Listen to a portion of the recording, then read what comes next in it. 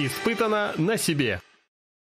Наверняка многие телезрители, выходцы из Советского Союза, помнят слова песенки «Собака бывает кусачей, только от жизни собачьей». Так вот, в свете последних нескольких, я бы сказал, даже драматичных ситуаций, связанных с бездомными собаками, именно с нападением бездомных собак на людей, хочется немножко уравновесить шансы, уравновесить, так сказать, чашу весов и поговорить о тех собаках, которые действительно несут радость, счастье, ну и какие-то полезные свои функции. Друзья, всем привет! Это «Испытано на себе». И сегодня в кадре хаски, ездовые собаки.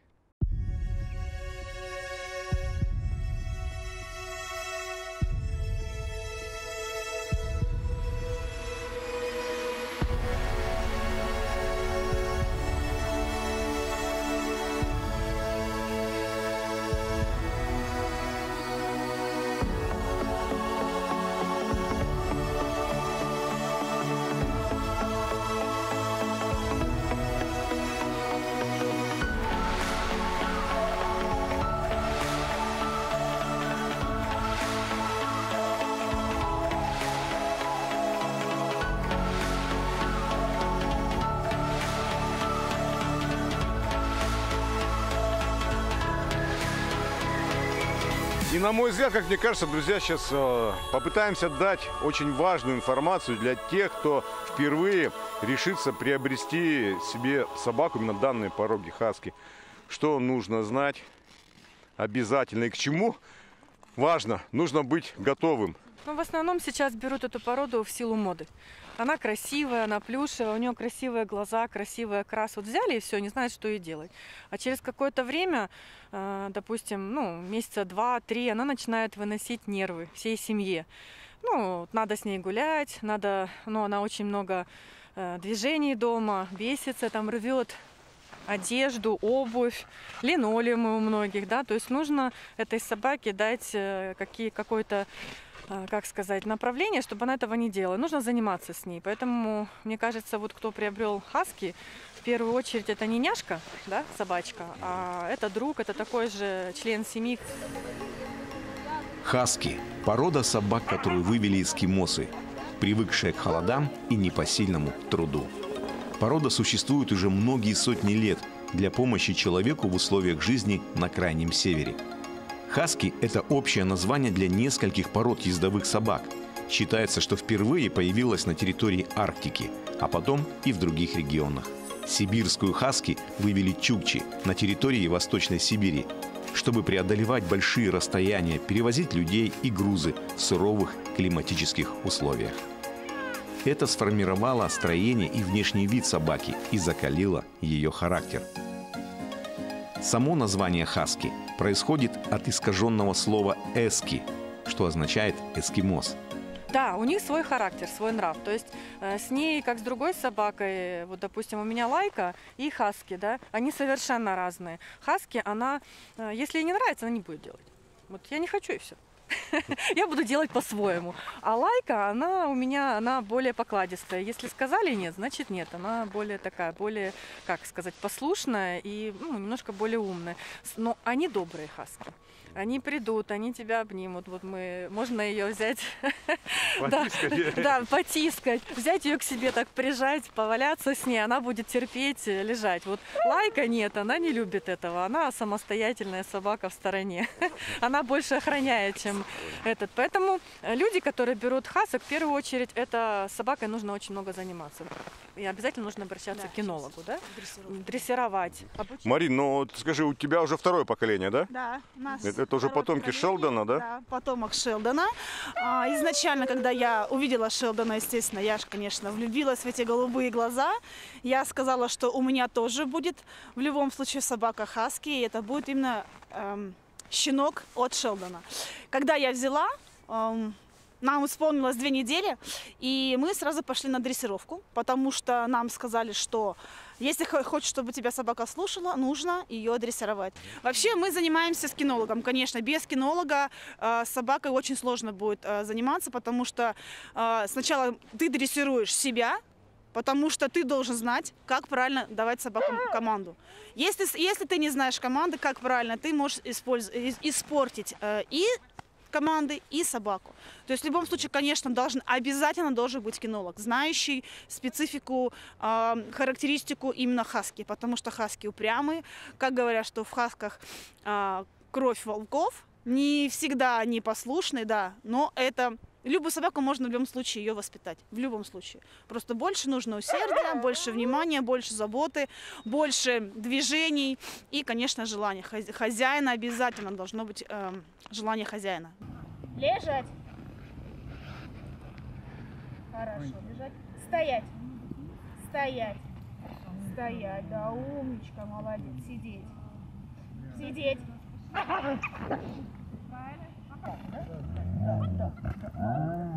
Лежать. В историю человечества данная порода вошла благодаря доставке вакцины от дифтерии в Аляскинский Ном в 1925 году. Тогда отрезанный от мира город оказался без лекарств. Помощь вызвалась упряжка хаски Леонардо Сипалы. Снаряженная экспедиция прошла путь 1085 километров всего за 5 дней и успешно доставила лекарство в место назначения, и эпидемия дифтерии прекратилась в течение нескольких недель. На основе этих событий был снят фильм «Тога».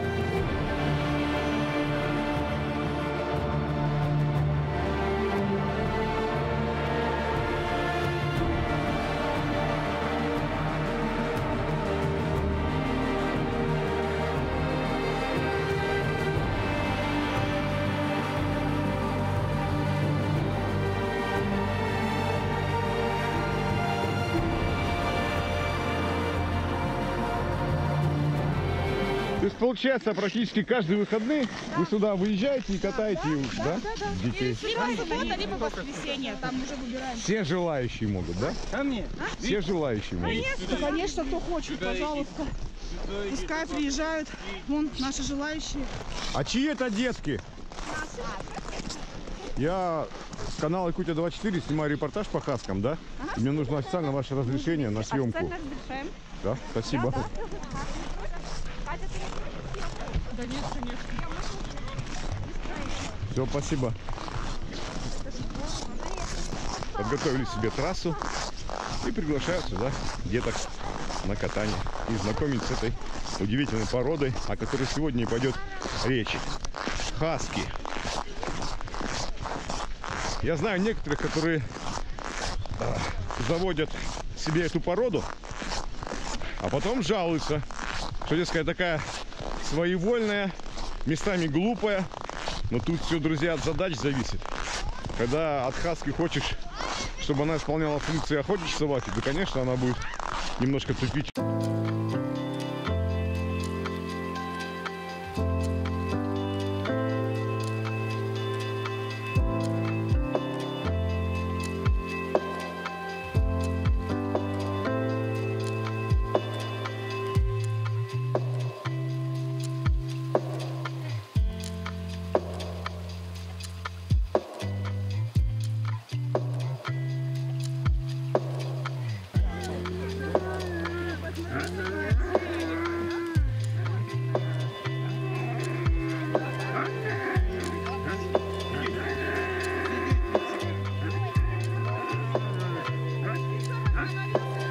Собирались с друзьями на общие прогулки с нашими четвероногими друзьями. Потом желающих таких стало больше.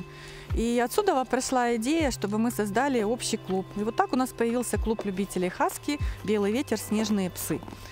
Сейчас у нас в клубе около 20 собак, и готовится еще молодое поколение, будущее. То есть, конечно, есть уже ветераны, которым 11 лет, 9, но вся надежда на наших новых собак. Так, у нас в клубе 3 направления. Первое – это у нас экскурсионно-развлекательное, где мы летом занимаемся дог-трекингом, а зимой это самое, наверное, любимое – это катание на упряжках. Вот по лету скажи, пожалуйста, что такое дог-трекинг? Дог-трекинг – это когда собака тебя ведет на поводке, можно так сказать. Она прикрепляется к поясу, да, на тебе специальный пояс, который, как бы, можно сказать, утяжеляет. Это как бы нагрузка для собаки, и можно смело гулять по лесу, по тропинкам, бегать и заодно тренировать собак.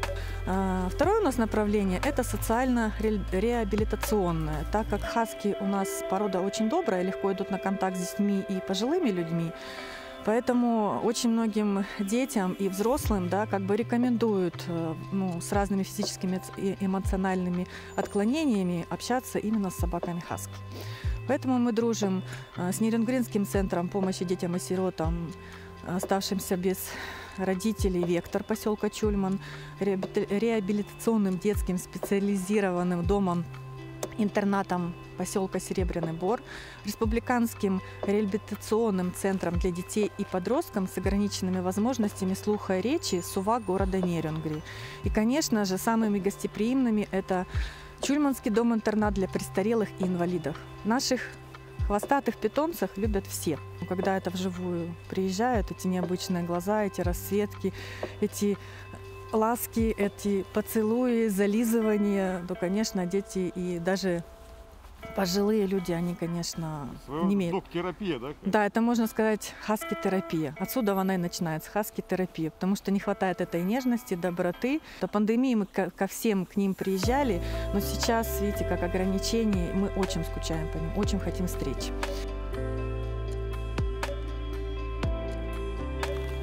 Ну и третье направление нашего клуба – это спортивное. Наши хаски еще и будущие участники соревнований. Ведь в основном вы видите катание детей, а самостоятельную езду и спортивный темп – этого, конечно, вы не увидите, а это не передать словами.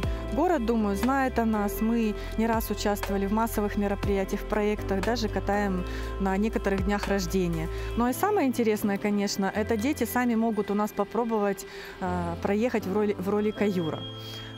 Конечно же, под нашим присмотром, но после вот такой вот поездки они в восторге.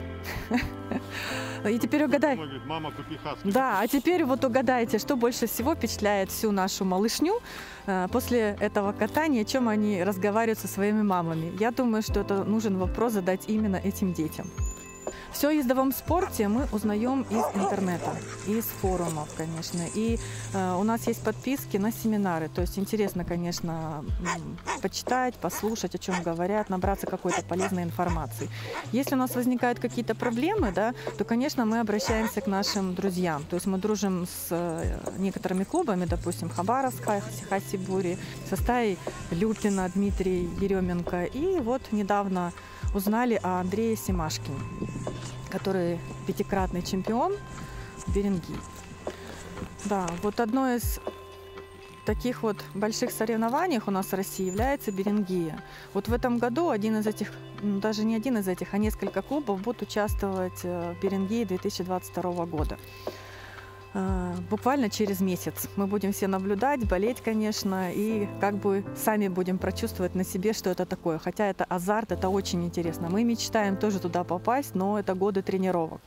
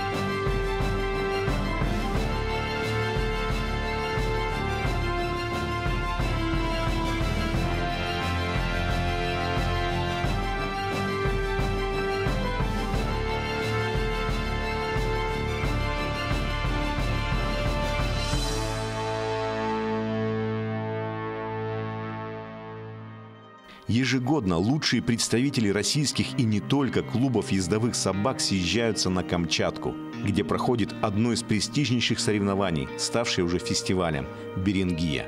Берингия – это традиционная камчатская гонка на собачьих упряжках, которая проводится с 1990 года, объединившая в себе спорт и культуру. Первая гонка прошла в январе 1990 года. Тогда на трассу протяженностью 250 километров вышли 8 упряжек. На следующий год длина трассы составила уже 1980 километров. Эта гонка на собачьих упряжках была занесена в Книгу рекордов Гиннесса как самая протяженная в мире. Гонка на самом деле очень интересная.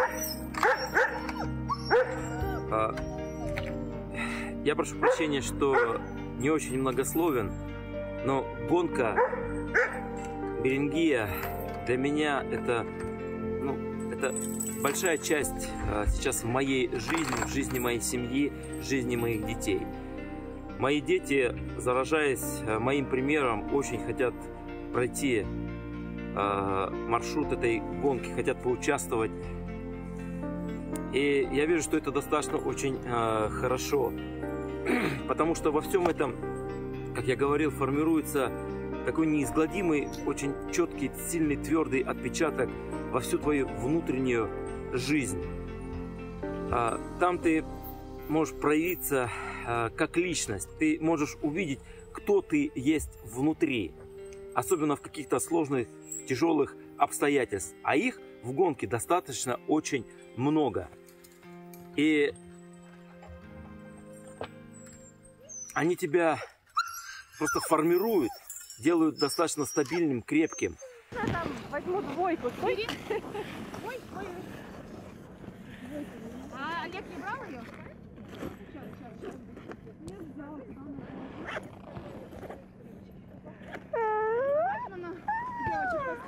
Что говоришь? Правда, что ли?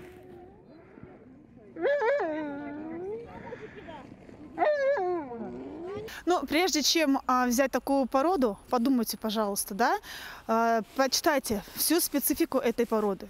Эта собака, конечно, очень красивая, благодаря ее красивым голубым глазам, но не забывайте, что это не плюшевая игрушка, это совершенно не так.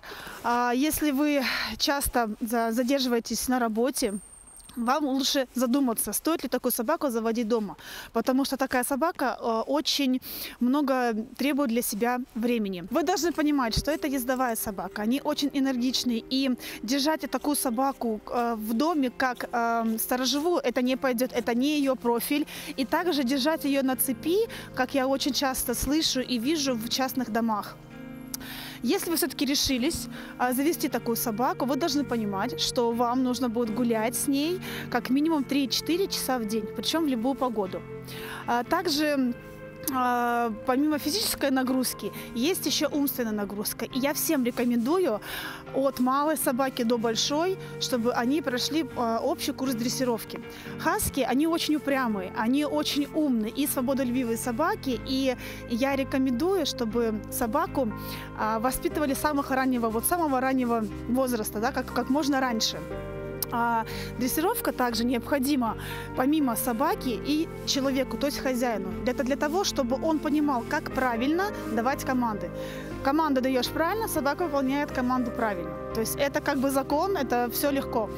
А в дальнейшем, значит, такой вопрос. Если у вас нет желания гулять много с ней, да, заниматься с ней физической какой-то подготовкой и умственной подготовкой, вы должны понимать, что собака энергичная, и она всю свою энергию будет оставлять дома. То есть это погрызная мебель, это погрызные вещи, это, возможно, незапланированный ремонт в виде поднятия линолеума или еще что-то. То есть вы должны тоже это учитывать. А вообще хаски, они такие компанейские собаки, и им очень важно быть в стае. То есть мы, когда ставим своих собак, хотим поставить их в упряжку, мы ищем вот этот вот социум для них. Они там развиваются, они играются, они учатся друг у друга. И потом вот эту всю стаю мы, получается, ставим в упряжку для того, чтобы не было проблем с кобелями. Кобели, сами знаете, да? Крупные, большие, агрессивные бывают, то есть лидерство нужно показать. Вот чтобы не было стычек потом у нас в упряжке, мы их учим друг другу, то есть они должны привыкать друг к другу. С чего вообще начинается катание в собачьей упряжке? Самое главное – это знать команды. То есть если твоя собака не знает команды вперед, назад, лево, право, собаку не ставят в упряжку, потому что это чревато последствиями. То есть она может побежать куда захочет. То есть здесь такого не должно быть. еще тоже такой момент, если вы хотите, все-таки вы решили, что да, я хочу поставить свою собаку в упряжку, для начала вы должны ей помочь, рассказать, показать, как это делать. Собака умная, она все понимает. То есть для начала вы немножко бегаете с ней, потом она уже все понимает. То есть вы сначала бегаете одно расстояние маленькое, потом увеличиваете все больше, больше, больше, больше. Вот. Первое время вот щенков, когда мы берем маленьких, то есть наши щенки, они бегут всегда рядом с более опытной собакой, просто бегут. Они смотрят на собаку, они учатся, они подражают этой собаке. И потом, со временем, когда щенок чуть-чуть больше подрастает, мы уже ставим его рядышком, но без груза. То есть собака опытная бежит с грузом, а щенок, он смотрит, он уже понимает, что от него нужно, он бежит в команде. Все, потом он уже подрастает до определенного возраста, это где-то год-полтора. И потом ему намного проще бежать, он уже понимает, что от него надо, как бежать в команде, кого слушать, все. И тогда проблем у нас как бы вообще, в принципе, с этим нету. Пришло время на себе испытать. Все это... Да, держу. Ну что, будем пробовать?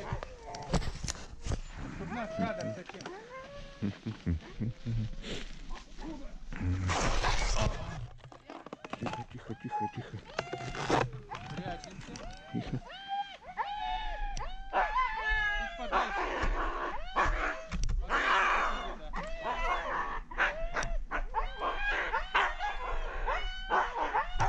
Ждем, что подачи ушли, ну прям, не знаю, сердце колотится. Смотри, что это получится. Первый раз в жизни. Вперед! Опа! Вперед! Пошли, молодцы! Оп! Вперед! Молодцы, давай! Еще вперед! Пошли! Оп! Вперед! Молодцы! Ого-го! Скоро собираем, молодцы! Оп! Ого-го себе! Вот это скоростуха! Оп! Так! Право! Вперед! Оп! Вперед! У-ху! Вперед! Молодцы! Лево! Налево! Пошли! Вперед! О! Догоняем! Вперед! Направо! Право! Молодцы! Вперед! Стой! Ой, молодцы! О, ребята, конечно, неописуемые эмоции. Вообще здорово. Как говорится, глаза боятся, да, руки делают. Больше боялся, оказывается, очень интересно. Все, наконец-то я это сделал. Прокатился на собачью упряжку. Очень интересные, конечно, ощущения. Вы знаете, друзья, есть такие известнейшие соревнования для ездовых собак, да, Берингея называется. А у нас сегодня Нюрнбергия. Ну что, готовы? Вперед пошли! Опа! Право! Опа! Раз, два! Молодцы! Вот это скоростуха! Опа! Пластика! Опа! Тихо, стоять! Стоять! Ну-ка, стоять! Ну вот ради этого кадра можем это делать. Ничего себе, разогнались. Тихо, стоять! Стоять! Сюда иди! Иди сюда! Пошли, выходим! Стой! Ко мне. Ничего себе! Они как разогнали! Еле устоял. Вообще, друзья, это чистейшей воды моя ошибка. Был перекресток, я не успел дать им команду вперед. И они поэтому кто-то прямо, кто-то направо повернул, налево. Все. Вперед! Оп! На! Тихо! Такую скорость я больше люблю. Вот. Молодцы. Идем. Вперед. О, вперед.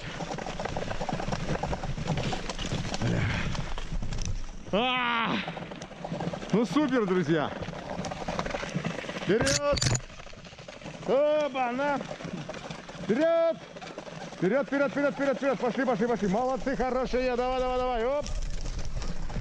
Вперед, вперед, вперед! Вперед!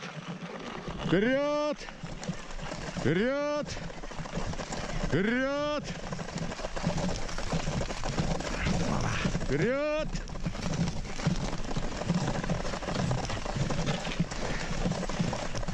Вперед, вперед, вперед! Молодцы! Браво!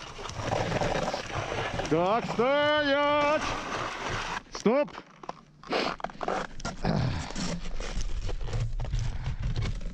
Стоп! Молодцы, стоим! Слушайте, ну, скажу честно, очень интересное занятие, конечно. Да. Особенно после просмотров фильма. Очень важно подобрать правильно амуницию, да, для собаки. У нас в нашем клубе у каждой собаки своя шлейка, то есть она рассчитана на ее размер, то есть она шьется индивидуально. Нету такого, чтобы у нас была один размер там, да, на всех собак, потому что собаки все разные. У кого-то широкая грудь, у кого-то кто-то высокий, у кого-то длинные лапы, у кого-то само тело длинное, да. И для каждой собаки подразделяется своя определенная шлейка. И это очень важно, потому что это работа тяжелая, таскание санок, да, то есть таскание детей, катание детей. И собака должна чувствовать себя комфортно. Ей не должно ничего мешать, стеснять движение, чтобы где-то было большое, где-то что-то было маленькое. Поэтому здесь, конечно, очень тоже важно учитывать. Нарты у нас есть определенные нарты, два вида нарт. У нас есть спортивные, профессиональные, которые нам делали наши друзья, можно так сказать, да. Они также нам на заказ их делали. Есть более простенькие для катания детей, более безопасные есть с сидушкой, да, есть стоячие, есть сидячие, то есть как бы для комфорта и более безопасности.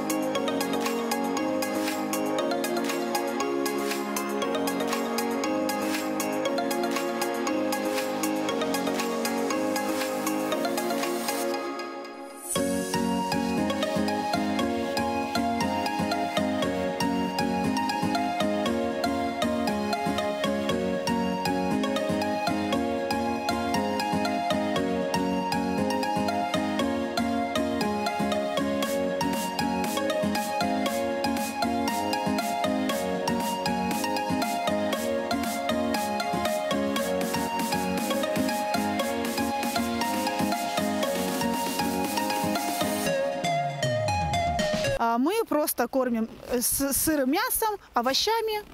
Собаки могут, в принципе, не закармливать собаку. Если собака кушать не хочет, все, уберите.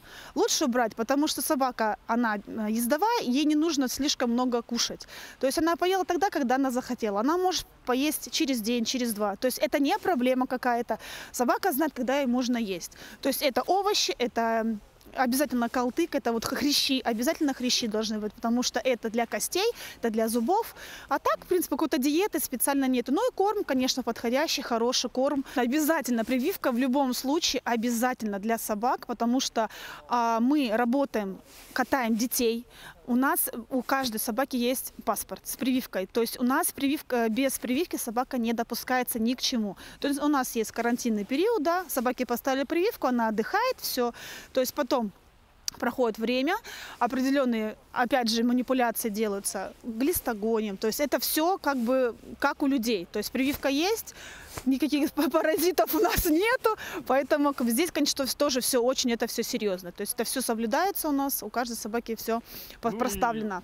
С 1 января 2020 года вступил в силу федеральный закон об ответственном обращении с животными, который разделил жителей на два лагеря.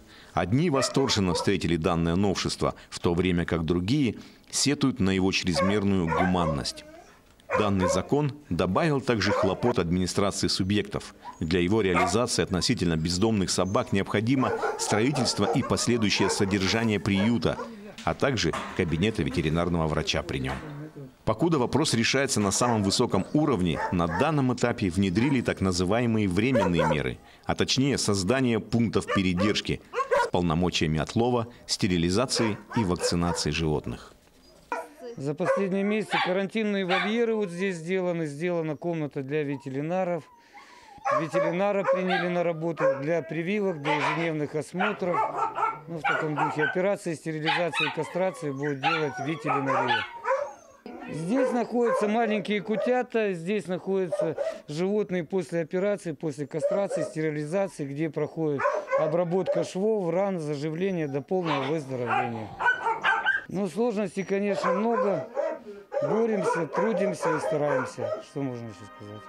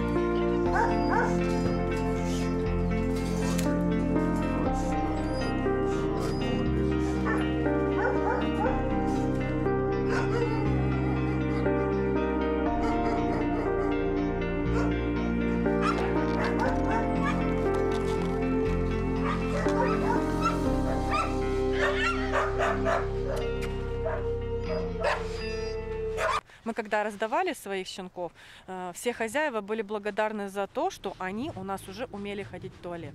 Да? И раз они научились гулять в туалет, естественно, они хотят больше быть на улице. Улица для них новшество. Они все изучают, нюхают, смотрят, запахи пробуют на вкус. Но тут большой акцент к тому, чтобы собака меньше нюхала, меньше трогала, меньше пробовала, потому что у нас много опасностей встречается. Где-то там выбросят что-то, где-то она может отравиться, где-то что-то схватить. Это должны хозяева знать щенков. Конечно, они могут и отравиться, мало ли что может произойти.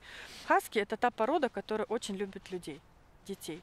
Она никогда не обидит, она никогда что-то плохого не сделает. Но это все зависит, в принципе, и от хозяев. Если хозяева будут ее обижать, то, естественно, ничего хорошего с этого не будет. Но когда вы в дом приобретаете такую собаку, естественно, она должна вас радовать.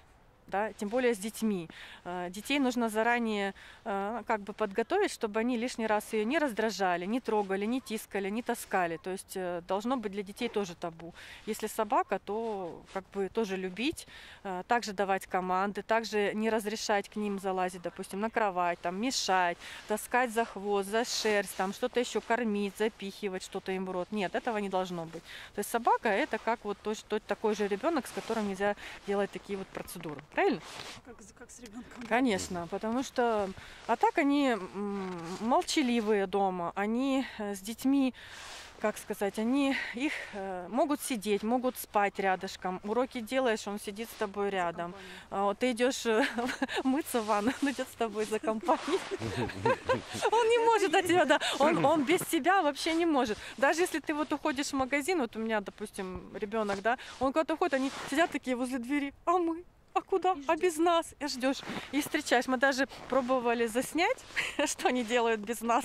Они лежат возле двери и ждут. Они просто ждут. И они даже на каждый шорох, лифт на первом этаже, вот мы живем как бы в многоэтажном доме, они даже чувствуют, как ты заходишь на первый этаж, садишься в лифт и поднимаешься домой. И они раз такие встали, мы тут, и начинается песнопение. Привет, привет, как дела?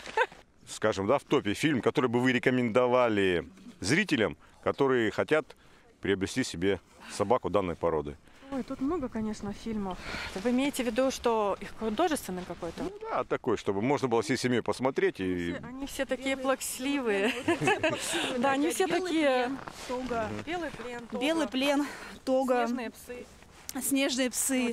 Да, такие легкие, позитивные и для семейного просмотра, конечно, со слезами, естественно, куда же без слез вообще никак, потому что это собачки, это наши любимые, это наши дорогие, мы это все знаем, мы это все тоже проходили, вот, и какие еще у нас-то фильмы есть, я даже не знаю про собак-то еще. Ну, Тога это вот, по-моему, последний, да, который, да? Мне тоже понравился, такой классный щенок. Да, А что ты думаешь про фильм «Белый плен»? Надеемся, что все-таки когда-нибудь закончится эта пандемия. Надеемся, что это будет в этом году. Мы продолжим свою деятельность, будем также катать детей, также участвовать во всех городских мероприятиях. Это катание на Масленице, на День оленевода. То есть мы тоже это все участвовали. Очень часто подходят люди и спрашивают, ну когда же вы будете катать? Ну, мы объясняем, что это все, конечно, зависит не от нас, но надеемся, что все это все пройдет и в дальнейшем будет... И в дальнейшем все будет хорошо. Сергей Козюра, испытано на себе. Будьте добрее.